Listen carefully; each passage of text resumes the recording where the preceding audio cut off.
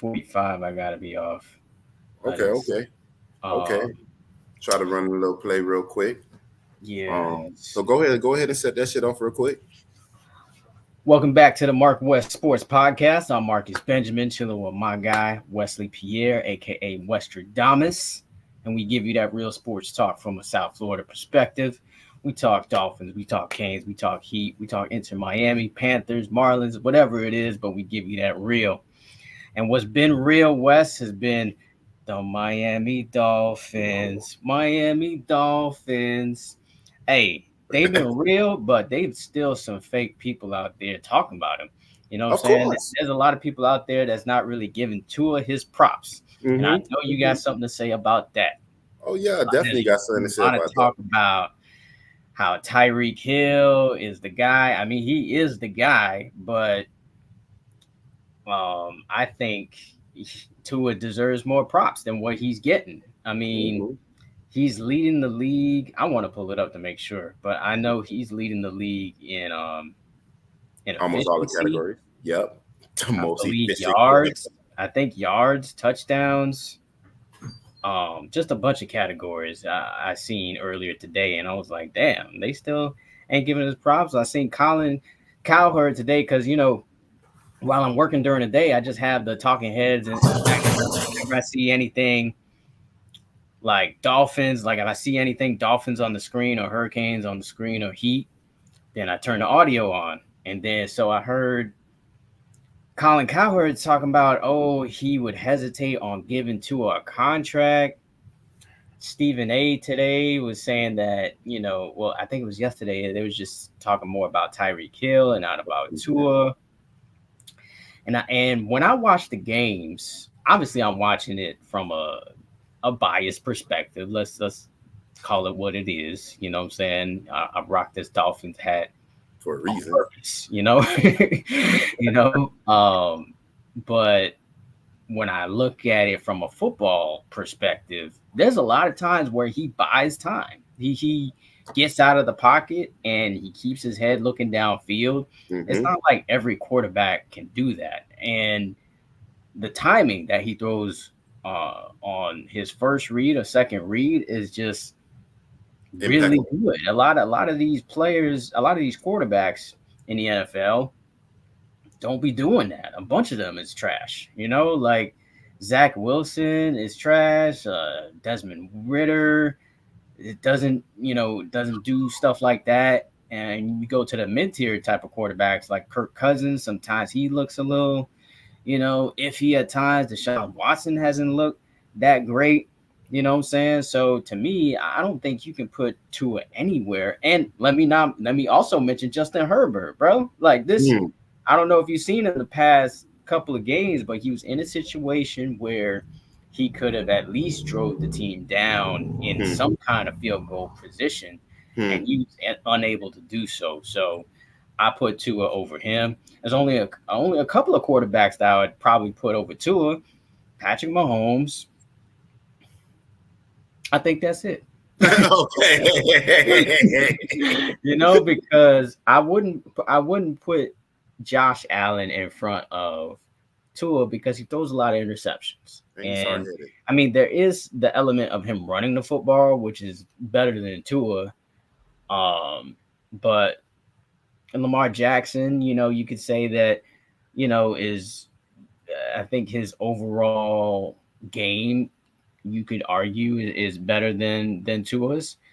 But besides that, definitely not that. Oh, Jalen Hurts is another one. And we're going to see them this week to really find out what's what. But, I mean, he was in the MVP conversation. He took his team to the Super Bowl last year. So Jalen Hurts is another person that it could be in the conversation. But besides that, I can't really think of anybody else. So, I mean, I don't even have to really ask you the question, Wes, about Tua. You've been the biggest Tua fan on this side of the hemisphere, probably the universe. But like, damn, it's like, what do you think? I'm just starting to think, like, if you don't appreciate. And then Mike McDaniel had to come out and say something too about the situation. I think Don't give a if F. you hating on Tua at this point, then you just hating. You just a hater at this point.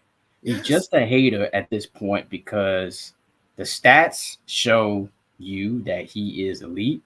The record right now, 5-1, show you that he's elite. And people say, "Oh, that he hasn't won a big game yet." As far as on the road, which is false because remember last year he won a big game on the road in Baltimore. This year he won a big game on the road in LA against the Chargers. I mean, New England, I guess that's no longer a big game. But I believe he won last year in New England as well. So yeah, man, the hate is real on Tua, and at this point, Wes, I'm paying him that bread for that long-term contract. That's my quarterback. Like T.O., that's my quarterback. And like I've been saying, Western Dom has been saying for the longest, man, you got to give a guy an O-line, and then you're going to see what he do. Every time the Miami Dolphins give him a steady O-line first half of the season last year, or at least first quarter of the season last year, bombs away. Same with Tyreek Hill, same with all the other individuals on the team. One, we got to understand is a team game. You feel me? And for me, I'm looking at it like, yo, Stephen A, shut the fuck up. You feel me? Like Mike Greenberg, shut the fuck up. Today, Mike Greenberg, he actually said that he was wrong. He was the first person to admit that he was wrong about Tua. Everybody else is still kind of blinded. But again, at the end of the day, they're not going to stop this damn train that just keep rolling and rolling. And, you know, I mean, you look at Tua right now. I've been saying it for the longest, the most accurate. You've been saying the most efficient quarterback in NCAA history. I'm telling these guys, man, you got the greatest of the greats that came from the NCAA. I would say Tom Brady, but there's an asterisk because of all the cheating. But regardless of the fact, if we talk about accuracy, Tom Brady was always accurate. They said that he had no arm when he came into the league, same like Tua. Do you see Tom Brady trying to run? Barely see him trying to run. But again, one in a blue moon, you're going to go ahead and run, and that's exactly what Tua's going to go ahead and do and continue to do. I seen him run. I seen him actually go after the defender. I see the accurate throws. I see the short throws. I see the long throws. And Stephen A. Smith, my boy, you feel me? Like, I used to look up to you, man. You feel me? Because when I seen you used to give the real. You was the Shannon Sharp before the Shannon Sharp. You feel what I'm saying? And for you to be saying that, oh, Tua is all because of Tyreek Hill, and I understand, you know, we got the fastest team in the league. But again, name one quarterback that does it with nobody. Even Tom Brady had Gronk. You feel me? And when you gave him Randy Moss, he almost went undefeated. You feel me? So again, when people try to say, oh, Tua is a product of the damn system, every damn quarterback is the product of the damn system. You've seen the system that we had 2 years ago with Brian Flores. It wasn't for Tua. When people go ahead and draft people, they're going on a system that they got in the NFL based on a system that you're running from college, and hopefully you could transition and be in this system. A lot of quarterbacks, like you just said, Riddler and all these other quarterbacks, they still don't get it yet. I mean, at the end of the day, you say Jalen Hurts. Tua took his motherfucking job. He made his ass go to OU. You go to OU and you do your thing. And there's still no hard feelings behind that because I be seeing them say positive things. Jalen Hurts and Tua, you know, they both are product of Alabama. But again, at the end of the day, you know Nick Saban, he's just like Bill Belichick. Not the cheating aspect. Well, I don't know just yet. You feel me? But at the end of the day, he's not going to pull his quarterback if he don't think that the guy behind him is better. Who was it? Drew Bledsoe before Tom Brady?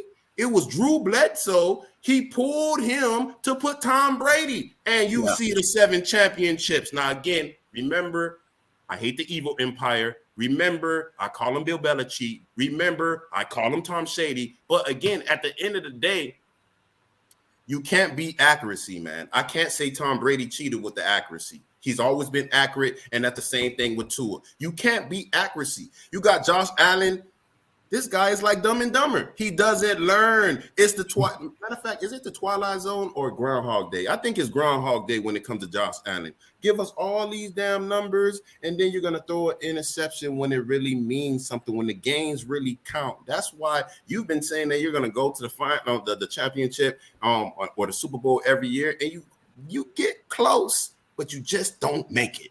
And the reason why, because you don't listen. And I guarantee you, probably like 5-6 years from now, he's going to be injured.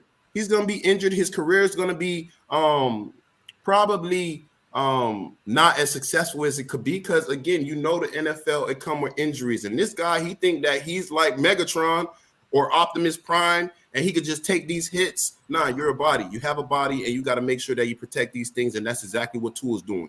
Tua's protecting his body. He's getting the ball out quickly. Nobody that has these great defenses or these great edge rushers can actually do really anything to Tua unless the O-line collapse. And then not just that, but everybody know that the motherfucking great quarterbacks, Peyton Manning, Tom Shady, I'm going to put him in there, Drew Brees, what did they do? They capitalized in the middle of the field. And that's exactly what the arm of the almighty Tua is doing. All the other quarterbacks, they try to do everything else. The hardest place to throw is in the middle of the field because you putting your wide receiver in jeopardy. We got small wide receivers, right? Besides Claypool that just came here, Waddle, small.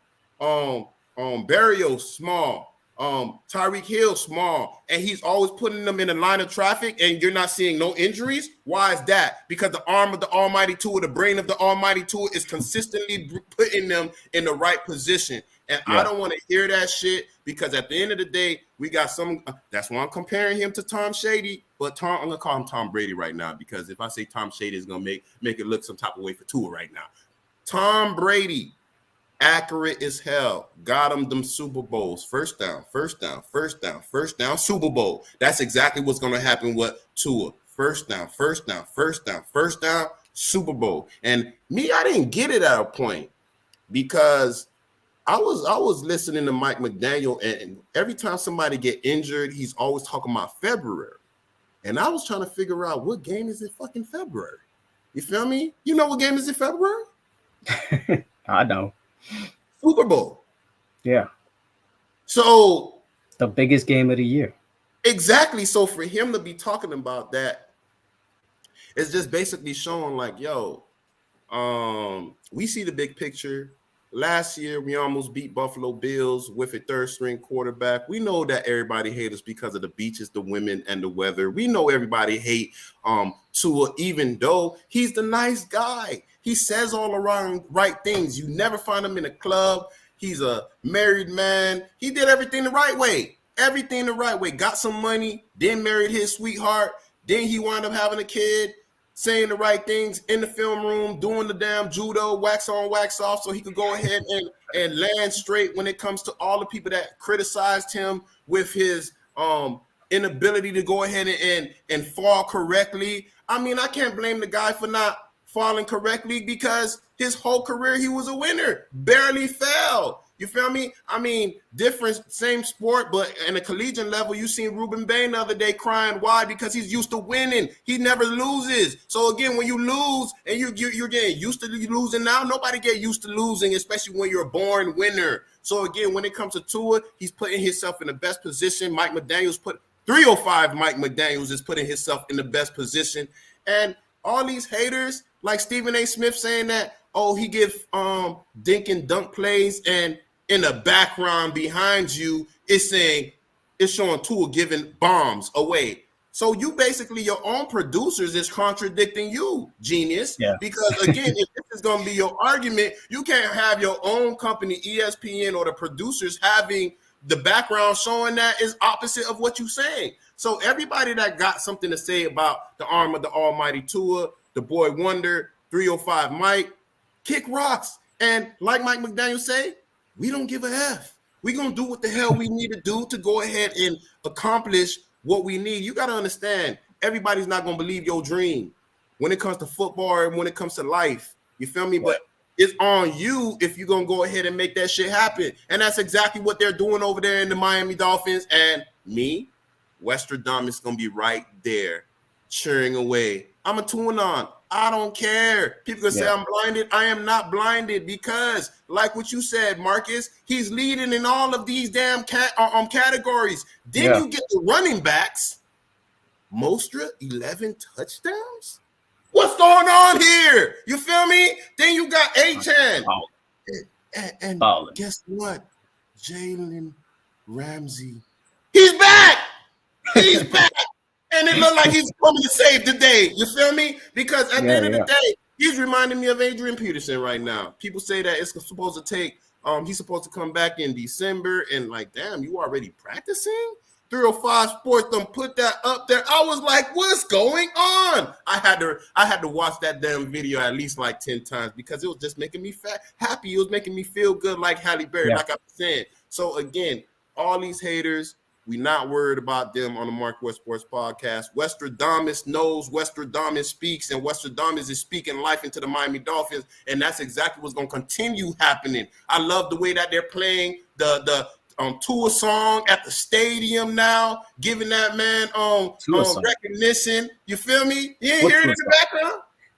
The Tua time? Yeah! They're playing it in the stadium. And again, when he made that song, nobody believed. But guess what? A few years later, now it's catching on where they're playing it at the stadium. Shout out to that boy, man, for believing in himself because, damn, I know I feel good when I hear that song too. And at the end of the day, when you got the Miami Dolphins recognizing him and recognizing what we're doing right now, recognizing the fans, you see, I mean, you don't see no empty seats nowadays. It's a fucking a show every day, the greatest show on turf, the greatest show on surf down here in Dade County. So, again, you see the damn jersey, you see the background, you see the hat that Marcus got.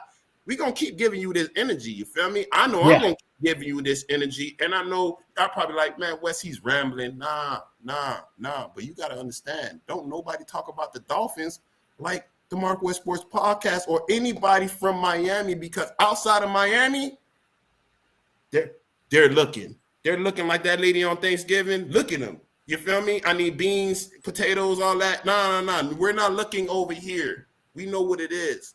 And it's going to feel so much better when we shitting on everybody at that parade. I love that greatest show on surf, man. That is, I think you might need to copyright that one. That's a good one. I don't know if you got that from someone else or you made that up just now. Thought about it just now. Greatest show on surf. That's the business right there. I did pull up the stats. I wanted to make sure people knew Tua is leading the league in passing yards by 200 yards of number two, the second best quarterback. He is leading the league in touchdown passes. He is second in completion percentage, but it's only by 0.6 of a yard or of a percentage. I mean, 1A, 1B. Leading the league in yards per attempt by damn near a whole yard, and he has the best passer rating by 3 points. Efficiency, accuracy, and so he's not even on the list of interceptions, time sack. We don't see him on this list at all. They do the top 10 here, and rushing touchdowns. Who needs to run the ball in when you got big dogs running the ball like we do? Yeah, family. So I just want to say, I just feel good, bro. I just feel good every Sunday. Doesn't it feel good to watch the Dolphins every Sunday? I don't think I felt this happy since, well, the Ricky Williams days was good times. I'm not going to lie. We had one good season with Chad Pennington where we made the playoffs. That was a great season. We had one good season with Ryan Tannehill where we made the playoffs. That was a good season. But I don't think I felt this way since like the early 90s. Like the early 90s, it's almost like I went into game confident that we were going to win. The only teams that I feared, ironically, was the Buffalo Bills in those days. And that's kind of the same. That's been our Achilles heel, our one loss of the year. Was a loss to the Buffalo Bills. Let's keep it real. That we still haven't got over that hump for some reason, beating the Buffalo Bills last We beat them time. last year. We did beat them last year, but they beat us, they beat us up there. By And, luck. unfortunately, we didn't have our quarterback in the playoffs, and then they beat Exactly. us last time. So I mean, I feel like they still are above us right now, even though we are above them in the standings right now because they lost the second game on the year. I'm a Dolphins fan, true and true, but I'm gonna keep it real, man. And there are some things I'm worried about with this team, and I'm glad that Jalen Ramsey is coming back Yes. because that was definitely needed in that game against Buffalo because Mm-hmm. Stephon Diggs was having a day. And why wasn't Xavier Howard on him the entire time? I'm not sure. What Probably was didn't the want to get problem embarrassed. there? You trying to give Kuhu his shine or his chance, and obviously he failed in that regard. I don't understand why you don't have your best corner, your best active, healthy corner on their best receiver. He was toasting us, bro. So School. I'm happy that Jalen Ramsey is coming back because he is surely needed. And just overall, this defense has been suspect at times, and that's what kind of worries me. They're gonna be playing a motivated Philadelphia Eagles team who, you know, has lost against the Jets last week. And the Jets are kind of a sneaky good team, like defensively. They got a good defense. Now their offense is like, it's whatever. It's not really. You got one good receiver in Garrett Wilson. You got a good running back in Brees Hall. You got a mediocre at best quarterback in Zach Wilson. So that team beat Philly last week. Mm-hmm. So just because of that, you think, okay, well, Miami can beat them if the Jets won, but that's not how it happens in football. After a Mm-hmm. loss, teams are motivated, Yes. and they're going to be motivated. Sunday night game, showcase game, the whole world is going to be watching. So I'm worried. I'm not going to lie. I'm worried about this game, and I'm worried about them playing the big teams. Last year they lost against San Francisco, and that kind of started this downward slide of the Dolphins. There's only three teams in the league I could say I'm worried about, and it's the Eagles, and I'm glad they're going to play them this Sunday.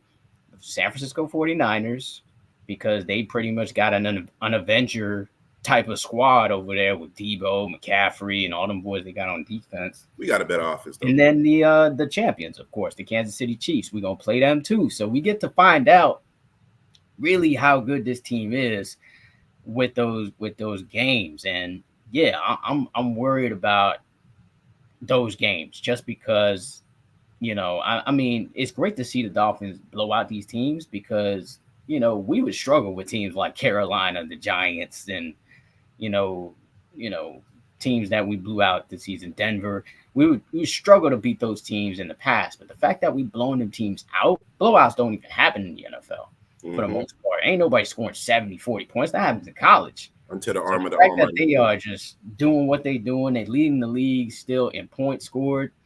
It just makes me happy to be a Miami Dolphins fan because if this was like 3 years ago and we had Tannehill going into Philly, I'd be nervous. I'd be way more nervous than I am right now. I'd just be praying we get out that bitch healthy. So I love what I'm seeing from the Dolphins because they do it in a bunch of ways on offense. Like this offense got a bunch of motion. They got you thinking on defense. They can kill you with the running game, and they can kill you with the passing game. Mm-hmm. And I can't think of another offense recently that maybe the Kansas City Chiefs when they had Tyreek Hill that was that exciting to watch because they're gonna score. They're gonna score. It's just the question is, can your offense keep up? So definitely happy to see the Dolphins do their thing, man. I just want them to continue to do their thing and against the good teams. And Miami's got a tough schedule. Like, why is their schedule so tough? I mean, you go up and down the teams. They playing the Ravens, they playing the Cowboys, they playing the Chiefs, they playing the Eagles. Like, damn, like Road to the success, man. That's how I look yeah. at it. Road to success, man. And to that point, I'm glad to see them on prime time a lot. Yes. This is their second primetime game. They're playing in Germany That's also going to be a standalone game in the morning. Probably gonna be a home game for Miami because the Miami fans I think we're number one when it comes to international fans. So we I believe probably that. gonna be kind of Gucci over there in Germany. You normally see Miami Heat jerseys or Miami Dolphins jerseys like overseas. So it probably is gonna be a home game. You feel me? Yeah. Technically, but yeah, So yeah, man. Piggybacking off what you saying, man. I'm loving what I'm seeing right now as well. I did like that we were down last week. And you're gonna be like, down? What you mean? You saying the wrong thing? No, I'm happy we was down last week and we basically overcame that. You feel me? Because it's gonna be a lot of times in these future games that you're saying, these hard games, that we're probably gonna be down. And we gonna have to pull up our big boy pants and we're gonna go have to come back and do what we need to do because that last week, them first two drivers, I'm like, what the hell is going on over here? I'm like, damn, Mike McDaniels, what the plays are you calling? Tua, it was not necessarily Tua, we're off. It's like we woke up on the wrong side of the bed, but we wind up, capitalizing and, doing what we needed yeah, to do to have a 3-touchdown lead at the end of the game. And even with the Buffalo Bills, I was happy that we lost early in the season. You feel me? Because everybody was on a high horse, I had nothing negative to say about the Dolphins. Thank God we didn't record then because, I wouldn't have been looking like a real Dolphin fan at that particular time because the way that we lost that game, we done got dominated. We just came from a 70-point victory against the Denver Broncos. And then for us to put out that, it made me feel some type of way. And then not just that, but then we had the Canes the previous game. It just was a bad week for anybody living in Miami. So for them to come back and be on this winning streak again. I think we're on a 2-game winning streak. And then, of course, we're playing the Philadelphia Eagles. I don't mind it. And I think that it's going to be a close game. I don't want to hear nobody talking about injuries as far as I think they have 3 guys injured on the O-line in Philadelphia. And I think they got like 2 or 3 guys in the secondary, if not probably both their safeties and one corner that's out. Or I don't know if they're back, it's just what I heard the other day. But regardless of the fact, I don't want to hear none of that shit because last year when Tua got the concussions and stuff and our O-line was shaky because people was injured and we had to play, move different spots around just to actually play. Nobody said it was because of the O-line. They said it was because of Tua. So when we play tomorrow, I don't want to hear none of that shit. And not just that, Jalen Hurts, he just threw 3 interceptions last week. Why is that? He's thinking about the arm of the almighty Tua. The same way he was in Alabama and he was not looking great in that championship game, they pulled his ass. The only difference is we can't pull him now because we paid his ass all that damn money. But I guaranteed you, if they had somebody like Tua behind him, they would have pulled Jalen Hurts last week and put the arm of the almighty Tua in because, like I've been saying, you can't beat accuracy. You feel me? The most accurate quarterback in NCAA history. I do not care what all these people in these major platforms are saying. They're going to go back and they're going to be like, Westradamus knew. It's like Bo knows, Westradamus knows. You feel me? And I knew that Tua was going to be good. Why? Because he is efficient, he is accurate, and he's face of he's a face of a league. If you take out Patrick Mahomes, like who's the next guy that you want to be the face of the league? You feel me? This guy know how to speak in public. He never really throws people under the bus. He's like a Tom Brady when it comes to how he speaks. And I keep using Tom Brady because people gonna say he's the GOAT. I really don't think he's the GOAT because, again, the evil empire and the cheating. If you were my girl, you caught you one time, caught you second time, caught you third time. Who's the one fooling, me or her? So again, when it comes to damn Tom Brady like that, you can't beat the accuracy, and that's exactly what I mean when it comes to the arm of the almighty Tua. So much you got Gronk speculating coming out of retirement to be in the Mike McDaniels offense. I know you heard that. Did you hear about that? Nah. Oh yeah. Gronkowski. Gronk. We need a tight end too. Exactly, and he's a blocking tight end as well. Somebody that Mike McDaniel really wouldn't like. And how would I love to do that? throw it in Bill Belichick's face again because Tom Brady wanted to come over here already. And I don't think that Gronk really likes Bill Belichick. So for my guy Tom Brady, Tom Shady, let me go ahead and play for the damn Dolphins and help them win the damn Super Bowl. Why not? You know, I don't know how many Gronk has. He maybe have like 3 or 4. But let me get one more with the Dolphins, you know. And for me, I'm looking at Julio Jones. These teams that wind up these players just like to piggyback off of the success of that team just to like, let me see if I could win a championship. Like even in the NBA, you got these teams that let me try to join and see if we could win a ring, and it never works. This is the same thing that I'm saying with Philadelphia. Look, you got to understand, this is a new time. They're trying to figure out who are the other faces of the league. And I mean, you got Patrick Mahomes, which is biracial. You got Tua. I'm not sure if he's I think he's black. You feel me? He's Samoan, but I'm not sure if he's black or whatever. But he looks like a Patrick Mahomes. He speaks like a Patrick Mahomes, a Tom Brady. He speaks like these people that should be in front of a mic representing the damn shield. So again, if the football gods, meaning the people that cheat, you know, cheat for the damn Dolphins. You know, let tell the referees like, hey, let it go. You know, that wasn't a pass interference, X-Man. It was an interception. You know, do that because at the end of the day, you know, people got to understand, man, the NFL is here to make money. The NFL is here to have certain type of people representing them. And regardless of the fact if I'm black, but we know what country we live in. We know how the world is. They typically don't like people that look like me and you to be the face. Lamar Jackson is a great player. You saying overall, all around, I don't think he's a better player than Tua. I think he just got a better legs than Tua. But again, they didn't even want to pay him. Why is that? Because at the end of the day, you got to understand, they're not trying to play certain people, man.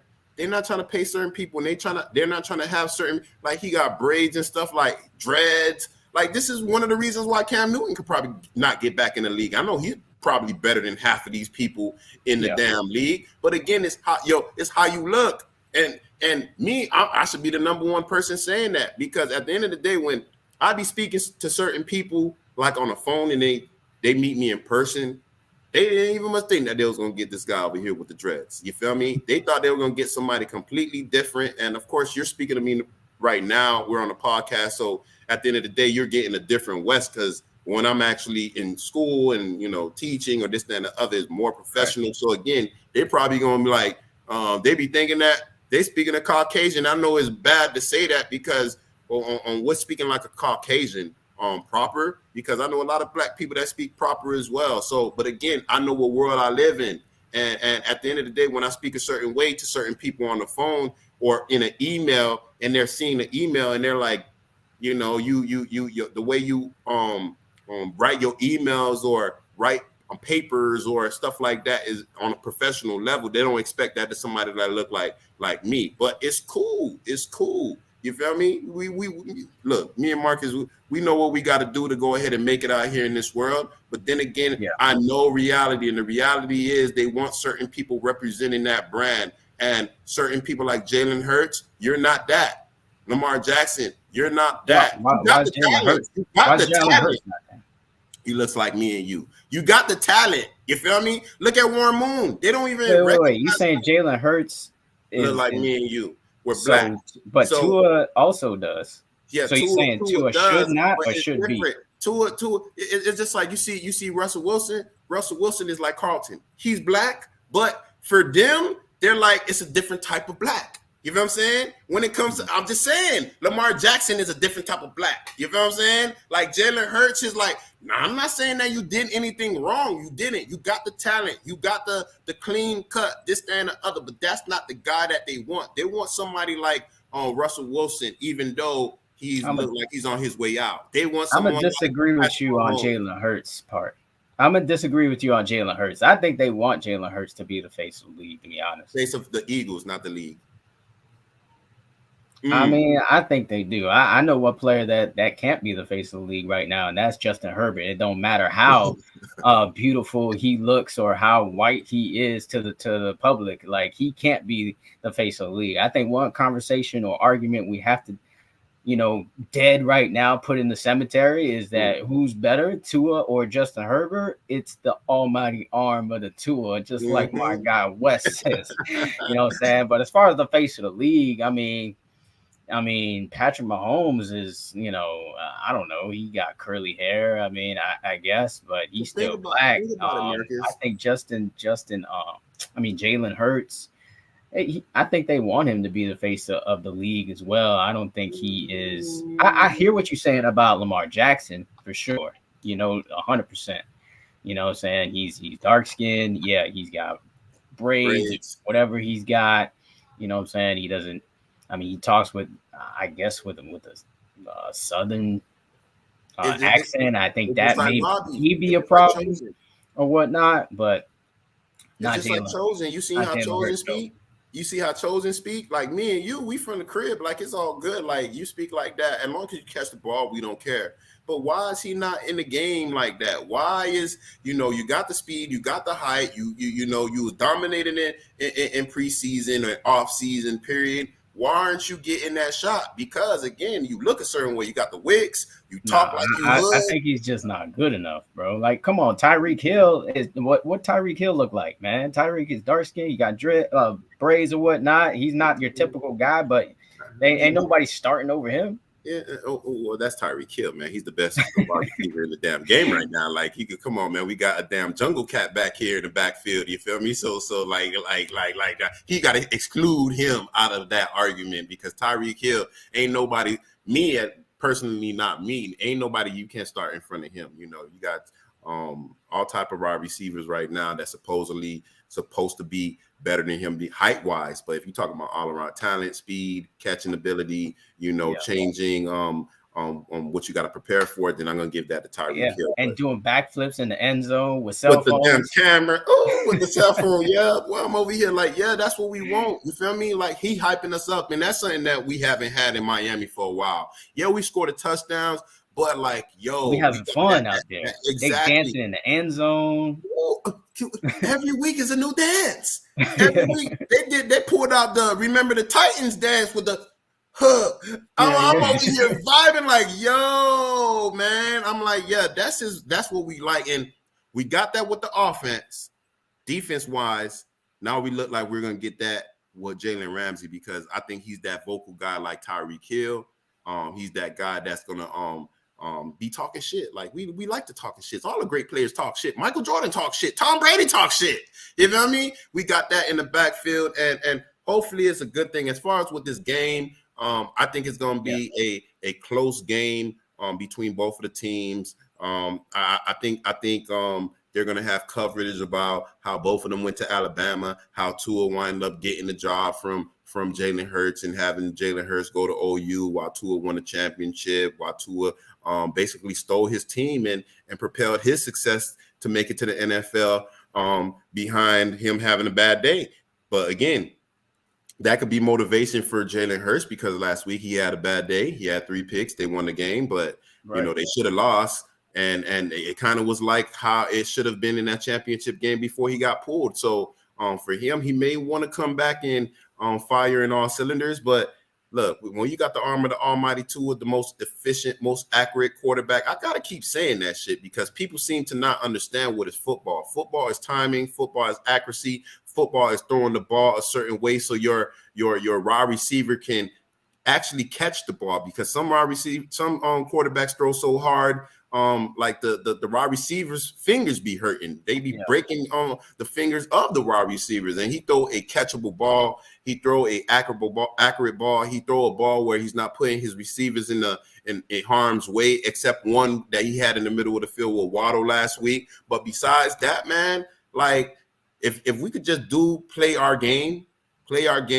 not have these penalties, and even when we have penalties, it seemed like 3rd and 10, Tua's going to get the first down. 3rd and 15, Tua's going to get the first down. And that's what I was used to seeing with the evil empire and the New England Patriots. It doesn't matter if it's 3rd and 5, 3rd and 10, 3rd and 15, 3rd and 20. He's going to find a way, Tom Shady that is, to get the ball to Gronk or get the ball to his player that is going to get the first down. And that's what I see with the damn Dolphins on Sunday. having a close game, dinking and dunking, So maybe. they gonna win. Dolphins are gonna win. Of course the Dolphins going to win, man. The Dolphins going to I win. tell you what, for me, I'm not gonna bet this game Me neither. because me being kind of a betting guy, like it's giving you all the signs to not bet the Dolphins, because they're coming off a loss. Philly is. They're going to be at home. They're going to be motivated. A couple players they didn't play against the Jets on purpose because they wanted to save them for the Dolphins, including their defensive rookie defensive lineman, and I think one of their cornerbacks. So obviously they've been circling this game on the calendar. If they was like, the Jets, we're gonna beat the Jets, and then they end up losing, so they even more mad now. So, and the Dolphins kind of riding high, beat two mediocre teams, blowing them out. You know what I'm saying? I'm not saying the Dolphins can't win, but I'm just saying I wouldn't bet on it. Just because it's just a two evenly matched teams playing against each other, and I know that Philly defense is going to come out there to play it, and you already know how I feel about the Dolphins defense. I feel like sometimes they just be giving up plays that they shouldn't be giving up. So I'm worried about it. I'm not going to say the Dolphins ain't going to win. If you're going to ask me to say a prediction, I'm going to say the Dolphins going to win by 3, but I'm worried about it. I'm gonna be on pins and needles. I probably got to take a shot before the game, calm me down. You know what I'm saying? And that's usually the game that I can watch anyway, because after the Hurricanes game, I'm pretty much working all day. Usually around mid of the second game, around 6 is when I really am starting to chill. So it's kind of perfect for me. I usually am just kind of working through that 1:00 game, watching it, and but. We'll see what happens, man. We'll see what happens. The last thing on Dolphins, even though we've been talking about the Dolphins for a good 40 minutes. Oh, yeah. Do you think they're the best team in the league? Right now, no, because of the defense. Oh, okay. Because of the defense, right. Who do you think is the best? Yeah. I mean, to be the best, you got to beat the best. I mean, and that's Patrick Mahomes, them boys. So, you got to dethrone him before anything. I know we got an obstacle with Josh Allen, in our division, but me personally, like I said, he can't get right. You feel me? He can't get right. He don't listen.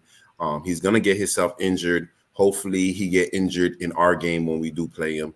But besides that, I think like we're top 5. I wouldn't say number 1 team right now. I think our offense is really the one that's really carrying us. But if you want to say offense, I think we got the best offense. But if you got a best team, because our defense is kind of shaky right now, hopefully in 3-4 weeks, Jalen Ramsey can actually change my mind as far as with the defense. I think we're getting Nick Needham back this game.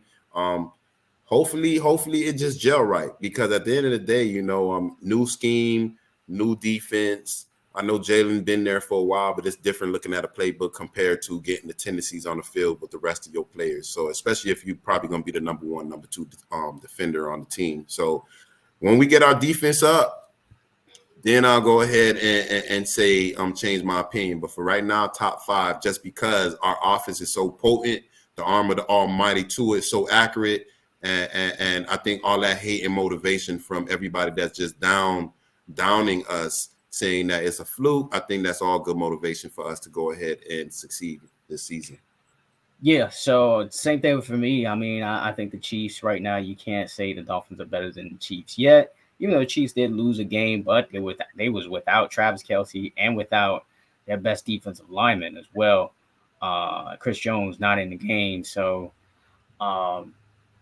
San Francisco and the Eagles are kind of like the next tier of teams for me. Since the last time we played San Francisco, we didn't look good, so I still put them above, even though they lost a fluky game to the Cleveland Browns, who probably may have the best defense in the entire league. And the Philadelphia Eagles is like I said, I'm glad we playing them this week, because that's the one team was like, are we better than them? I'm not sure if we better than them. You know what I'm saying? And then the Bills, I mean, it's just a mystery, because they beat us by 28, 4 touchdowns. That's not like to be like just talk over or to just kind of dismiss. because that is a wide margin to lose to a football team.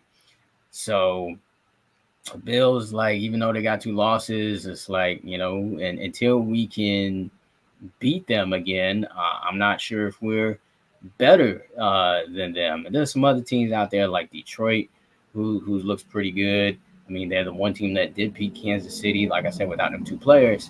But I definitely put the Dolphins in the top 5 right now. I put them right there, either 4 or 5. But if they beat Philly, I'm putting them at number 2. A 2 or maybe 1, because it depends on how it turns out too. It depends if they blow them out or if it's a close game. If they blow them out, I'm putting them number 1. If they close game, it's number 2. If they lose, they still right where they at 5. I mean, they personally remind me of the 49ers. It's just like opposite. 49ers got a better defense. We got a better offense, so I think it's same kind of scheme, but I think that the 49ers, their defense is what holding them up. If they had an offense like Miami, I mean, they do got an offense, but if they had an explosive offense like Miami, I think then I would have put 49ers number 1 right now. But just because like I said, I'm going to have them top 5. Probably I'll still have the 49ers ahead of them. Why? Because, again, we do know the league. You win championships with defense. No matter how much they're trying to give the offense all this praise and change the rules for the offense, when it gets to playoff time, something that we rarely see, the defense is the one that actually win the game. So we'll see what happens. Let's go ahead and transition into same sport, on a collegiate level. I do hear a storm coming. And it sounds like a hurricane. A Cat 5 is on arrival right now. So let's hope, man, because they ain't looking like no Cat 5 in these past couple of weeks, man. Like a tropical I got to tell you the story of me being at the game for the Georgia Tech game, because I don't think I connected with you since that loss. Bruh. That shit cut me deep, bro. Me too. It cut me deep, man. Because here's how it happened. I'm just like, everybody's seen the game, right? So struggling in this game, but towards the end, you're like, damn, they're gonna find a way to win. You get all these Russian plays at the end. You're like, damn, they're gonna win this game. They're gonna escape this game, and they're gonna go to 5-0. We're gonna go to North Carolina undefeated against an undefeated team, and we'll see what happens. Like I predicted them to be 5-0 going into North Carolina. So I'm in the press box, and then I'm on my way down, because usually maybe a minute or 2 minutes before the game's over, I want to go down to the press room and get a good seat, set up my camera, and all of that, and start writing or getting ready to post my final story or whatnot, start working on my other stories. And the TV is on in the press room. Sometimes it's not even on, but this particular night, the game was on in the room. Thankfully, because if that TV wasn't on, I had no idea what was going on. So there's a delay on the TV of what's going on in the actual stadium. How much of a delay? So I would say maybe about 15, 30 seconds? 20 seconds, something like that. So first, we're watching a review of the Chaney fumble, which was not a damn fumble. It was not a fumble. We watching it, like me and a couple of other guys in there, we watching it, we was like, oh, nah, elbows down. We don't hear the audio either. So we're just watching it. We're like, elbows down. And we're like, whew. Elbows down. When we saw the replay, we're like, thank God the elbow was down, because what the hell, right?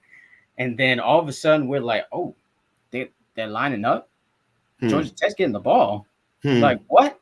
And then after Georgia Tech gets the ball, we hear the first scream, and the scream sounds like somebody died in the stadium. You know what I'm saying? Like, we're hearing the scream from the stadium, and like, oh man, they got a field goal range, and we see the plays unfold on the TV, and like, oh shit, they got a field goal range, and then we hear the second scream, and the second scream definitely is like, oh, 5 people died, Like somebody pulled out a gun and they shot somebody in the stadium.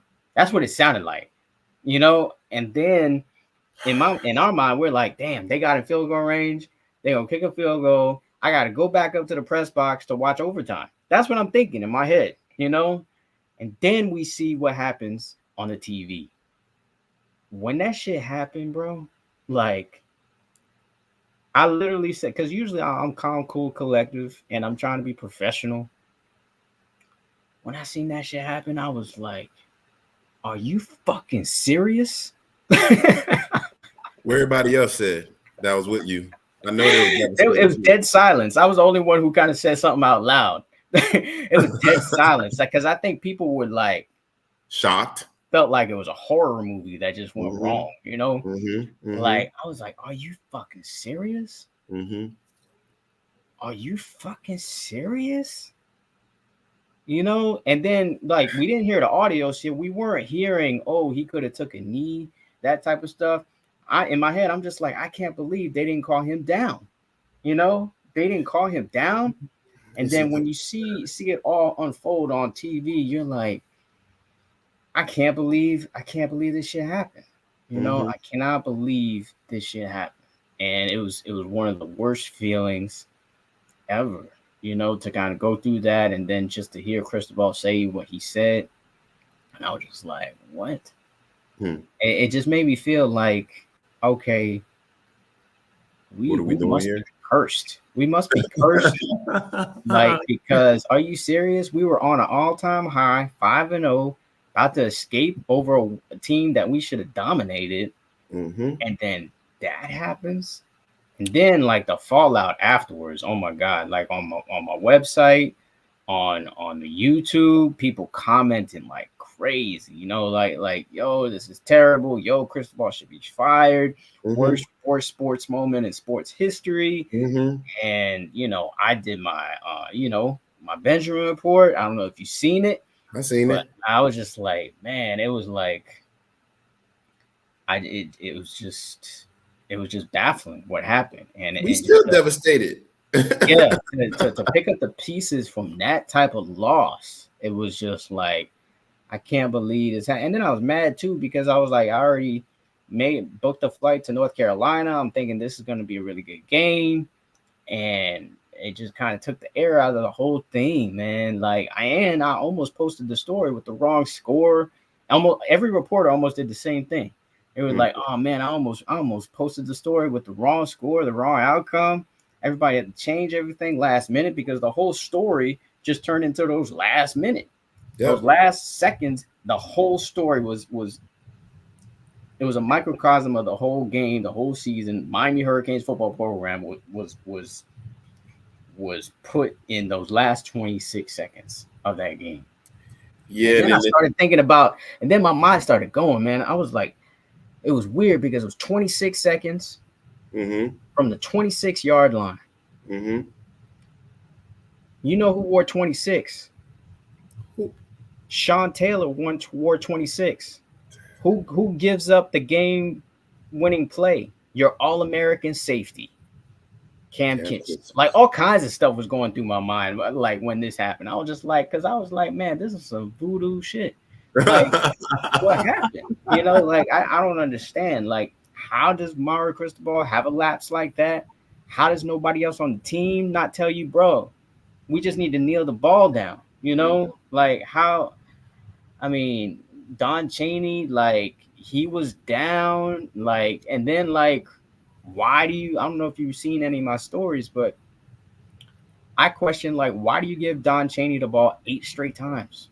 8 straight times. They want him to feel good, man. He was close to 100 yards. He fumbles on the 8th straight carry. Yeah, he did a great job of getting first downs or whatnot. Tyler Van Dyke had a run on that last drive to convert a first down. I mean, I get that, but, like, there's no explanation for me except that Cristobal just wanted this player who never had 100 yards. He wanted to make sure he had 100 yards, and for the first time in his career. That's the only thing that made sense, because I was trying to make sense of it the whole time. I didn't sleep that night until like 6 a.m. I didn't go to sleep until like 6 a.m. that night because it had me up. And I was like, since I'm up, I might as well work, put a story together. And I was just like, man, the only thing that makes sense is that he was trying to get Don Chaney 100 yards, which is a shame because if he would have just came out and said that, then people would have understood and people would have had sympathy for him, Cristobal, for making that decision. It still would have been dumb. It's still a dumb decision. You know what I'm saying? But at least people would have been like, damn, he was trying to get his player who, had back-to-back seasons of season-ending injuries 100 yards. I think it would have been more of a feel-good story if he would have said that out loud. But he didn't. And now you just look like a damn fool because apparently this happened when you was at Oregon. Yep. You did the exact same thing. So people think, oh, anytime there's a situation now with Cristobal where it's like a close game, everybody's going to always think about this. Not even the Hurricanes, any team, period, in history. They're always going to refer back to, oh, remember when Cristobal didn't take a knee? You know what I'm saying? Because it's never going to happen again, though. there's one other play that I can remember that was similar to that. It was I didn't really see it live, but they always replay it. It was when the Giants and the Eagles played. They ran the ball, and Herm Edwards, the coach, takes the ball and runs it back for a touchdown and wins. And like they always replay that in situations like that. They always going to replay this in situations like this now. And it just sucks that the Miami Hurricanes have to be associated with some tomfoolery like that, bro. Like, I mean, I have to get all of that off of my chest since we didn't talk about it. Yes. It was just a catastrophic turn of events. It was catastrophic. Yeah, definitely felt some type of way. I turned the TV off as soon as his ass scored. I didn't as soon as he scored, I turned the TV off. I was like, fuck that. I'm not watching this shit no more. I know imagine me. I have to endure the press conference. I have to endure, and I can't say nothing to nobody because it's late at night. And when I'm done and finally finished, I usually call wifey and tell her everything that I'm mad about with the game because I finally let it off, and she was sleeping. And I was just like, damn, man. Yeah. I'm just sitting here just yelling at nobody in the car. You know? It's all good, man. The thing that got me more mad is when it transitioned to the next week. You feel me? When we lost to UNC and we had the same mistakes, penalties, we had the same mistake, turnover, same guy. But you remember last time we recorded, and I'm saying like TVD, man. I think him and Restrepo need to hurry up and get to the league because he's always locking on Restrepo. Like you got other individuals that's on the team that's balling too.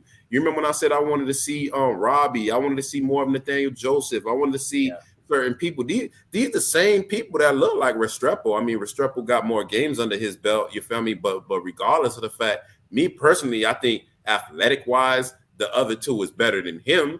But that's just me. He may have better hands, but I think Nathaniel Joseph is more of a he's just faster. That's all.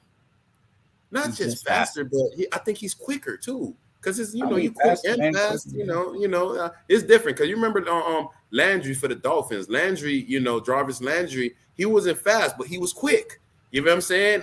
And I think Nathaniel Joseph is just a little bit quicker and a little bit faster than Restrepo. I mean, again, Restrepo's a little older. Restrepo been in different offices. So he done been battle tested. But again, I think that relationship between him and TVD is kind of making TVD look bad, or not even making TVD. You making yourself look bad because I remember last year when me and Marcus was like, "Damn, you look like your ass just got broke, or your girl just cheated on you, or just broke up with you when you lost one of them games. You was looking sick.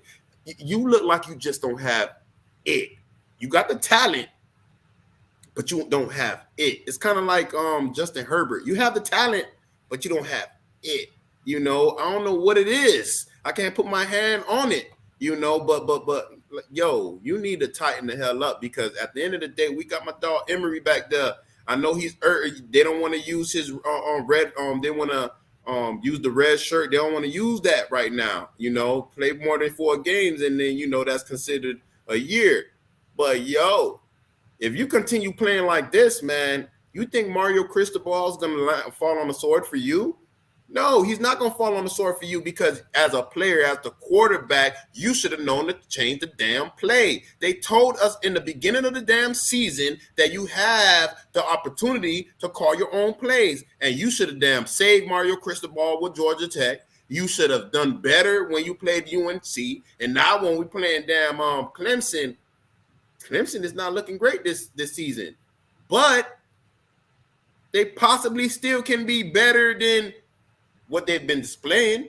I mean, They won championships. They still got the same head coach. I mean, I know they feel some type of way about us. We took their athletic director. We done took him, so I know it's some type of animosity there coming for the Canes. And what I do not want to see is turnovers. What I do not want to see is penalties. And this is coming from the stars, man. The penalties ain't coming from the rookies. The penalties coming from the senior Keontae Smith. What the fuck you doing? You feel me? And when you had they were interviewing Mario Cristobal, he said he shouldn't have been in the game. Meaning he wanted to really throw you more under the damn bus. But hey, I don't know if you're probably gonna get some more playing time right now. You feel me? I think you're in the doghouse, and you need to be in the damn doghouse because the way. Ruben Bain was in the backfield just gutting, slutting, muttoning on these people. And you over here got him crying because of the mistakes that you made. You feel me? And it was not just you, because we are a team. But damn, dog, like it was supposed to be a 3-and-out, and then here we go. You doing some dumb shit. Like, what are you doing? Slapping the guy in the face. Like, get the hell out of here, man. Like, come on, man. What are you doing? So what's your keys to winning this damn game, man? What's your keys to winning the Clemson game? I'll say that, and then we got to wrap it up. If you want to do another podcast after this whole commitment happens, I'm happy to do that. But first thing, you named it already, is turnovers, bro. Like, turnovers has been key, not just only giving them up, but where are the turnovers? You're supposed to cause some. You're supposed to, rip the ball out, get some interceptions, cause some more disruption. And Miami has yet to really do that, at least in these last two losses. It's been pretty bad. I mean, TVD threw 3 interceptions in the Georgia Tech game. He threw 2 interceptions and had a fumble, which is kind of a miscommunication between him and the center. Either way, it's not supposed to happen against a team like UNC. And then Henry Parrish, who is usually reliable. Like, I think it's been years since he's actually fumbled. Or the fact that he fumbled at the goal line, that cannot happen against a team like Clemson. Clemson thrives off of turnovers. They usually, when they get a turnover, that's kind of what gets them going. Yeah, they're not as good as the Trevor Lawrence and Deshaun Watson Clemson Tigers of years past, but this is still a good team. The 2 losses are against 2 teams that are ranked pretty high in Duke and Florida State, and they almost beat Florida State. They should have beat Florida State if it wasn't for a field goal at the end. So, yeah, I think Clemson is going to be tough. Turnovers is the first key. The second one is really just not beating themselves, not making mistakes. They make a lot of mistakes. They had 3 unsportsmanlike penalties. One coming from DC, who said he didn't see the ref in the middle stopping for a substitution. James Williams.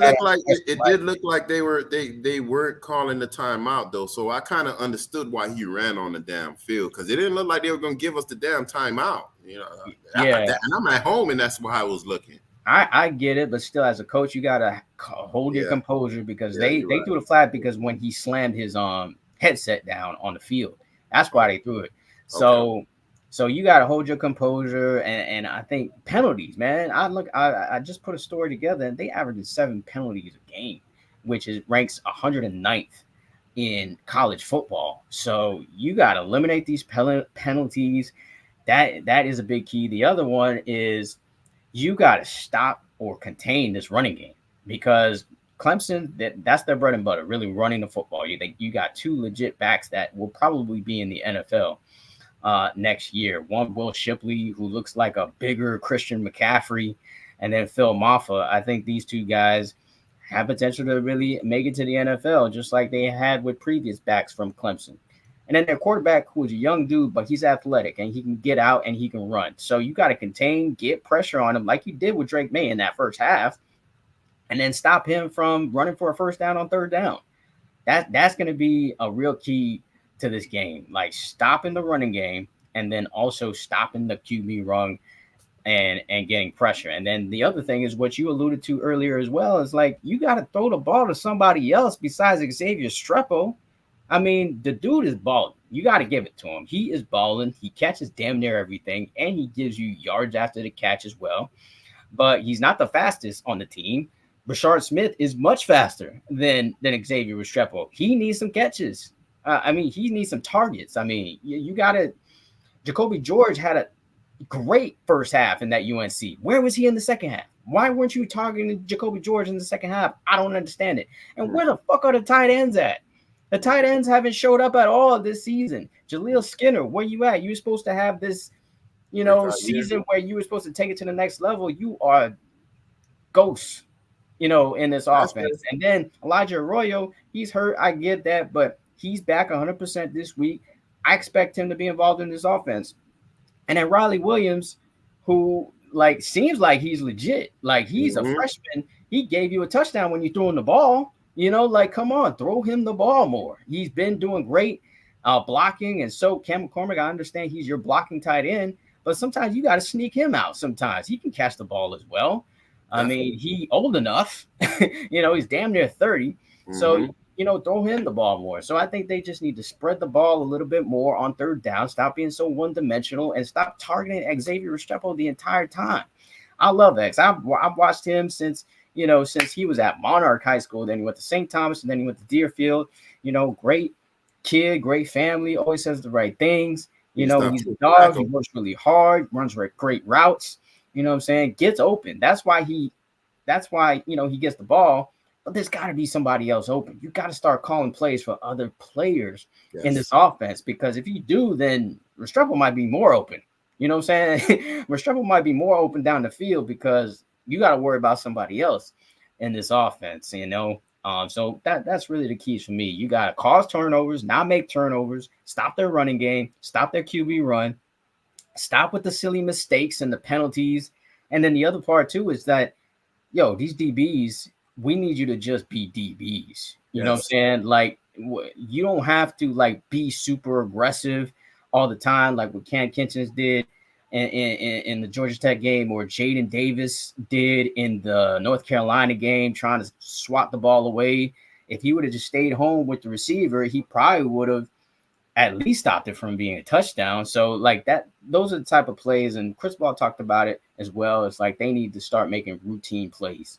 You know what I'm saying? They're not at a level where you can start to be aggressive, to the point where you're out of position and you're allowing a big play to happen. Because I think if they just limit the big plays, they can beat Clemson, because their quarterback, I'm not sure about him. I don't think the world is not so sure how great he really is. He's still very young. He was a highly touted quarterback coming out of high school.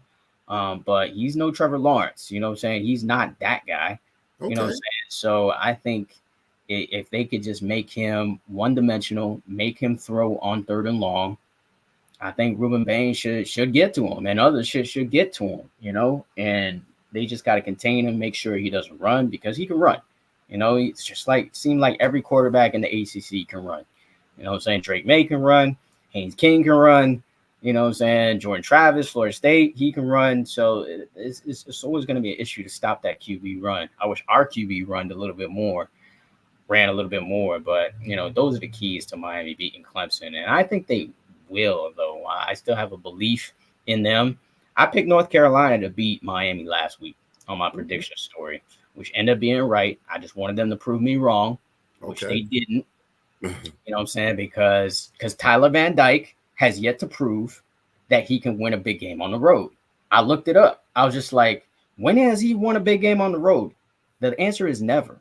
He's never done it. So based on that, I was like, well, if Tyler Van Dyke is in a situation to win this game, I don't believe he can do it.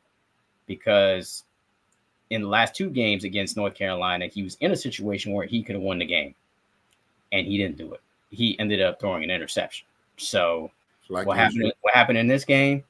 He threw too many interceptions, which ended up Costing the being the game. reason why Miami lost. So, Well, what's your score? Let's go ahead and get a score out there. I know you got that commit about to come. yeah, I would say I think it's going to be kind of a low scoring game, to Me be too. honest, because both defenses are pretty good and both teams don't want to make mistakes here. So I think Miami wins it 23-20. You see, when you rewatch this, I was saying 24. I was like,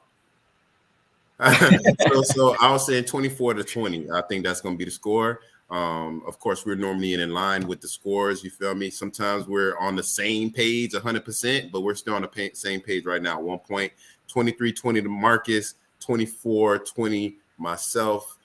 Game to bounce back, and we'll see. Hopefully, the Miami Hurricanes get a commit right now. And I think you said that he's going to be committed at 7. So you got to get ready for that. So yeah, hopefully we could go ahead and have another good story for you guys sometime soon. But this is going to conclude this episode of the MarcWes Sports Podcast. Until next time. Peace. All right, kid. Hopefully we wind up getting this guy, man. You feel me? You said he's a 4-star? Yeah, 4-star. And he's a legacy, like his dad played at mine.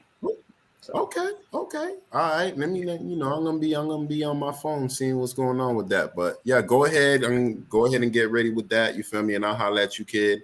All right, enjoy the rest of the night, my G. All right, you too. All right, kid.